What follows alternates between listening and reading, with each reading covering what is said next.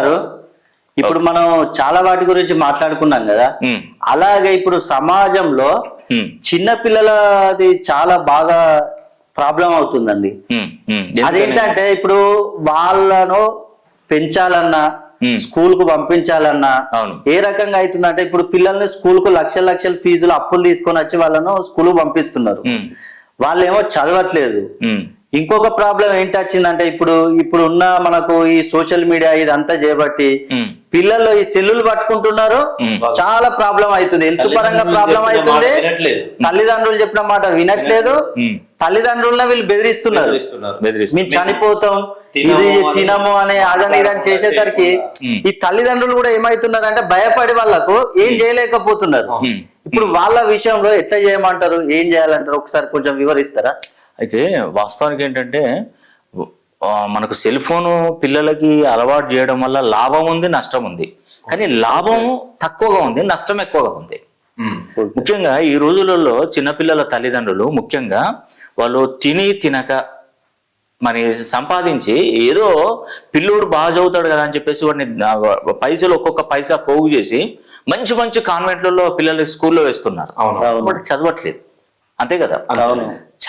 చదవకపోవడానికి కారణం ఏంటంటే వాడి యొక్క స్కూల్ ఎన్విరాన్మెంటల్ కానీ ఆడున్న వాతావరణ స్థితిగతులు, అక్కడ పిల్లవాడికి ఏంటంటే మెయిన్గా ఏంటంటే నేను ఒక్కటే అంటే తప్పు పట్టుకోవద్దండి, నేను తల్లిదండ్రుల జీన్స్ మీద కూడా ఆధారపడి ఉంటుందండి. చదువు మీద అది కూడా జీన్స్ మీద ప్రభావం అనేది కంపల్సరీ ఉంటుంది. అది ఒక 50% ఉంటుంది.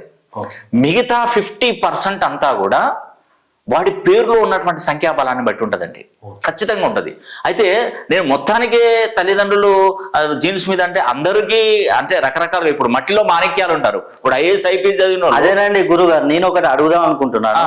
ఇప్పుడు మీరు అన్నారు కదా తల్లిదండ్రుల జీన్స్ మీద 50% ఉంటుందని అంటున్నారు కదా. ఇప్పుడు ఏం చదువుకొని నిరుద్యోగుల పిల్లలు వ్యవసాయం చేసుకుంటూ కూలి పనులు చేసుకుంటున్న వాళ్ళ పిల్లలు కూడా ఐఏఎస్ ఐపీఎస్ అయిన వాళ్ళు ఉన్నారు కదా, మరి దాని గురించి ఎట్లా అంటే ఏం చెప్తారు? 100% చాలా మంచి ప్రశ్న.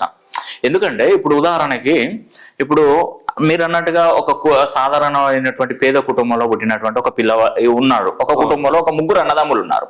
ముగ్గురు అన్నదమ్ములో ముగ్గురు ఐఏఎస్ ఆఫీసర్లు అవుతారు. ఒకళ్ళు అయ్యారు అని చెప్పేసి ఇద్దరు అవుతారా? మరి ఎందుకు అవ్వరు చెప్పండి.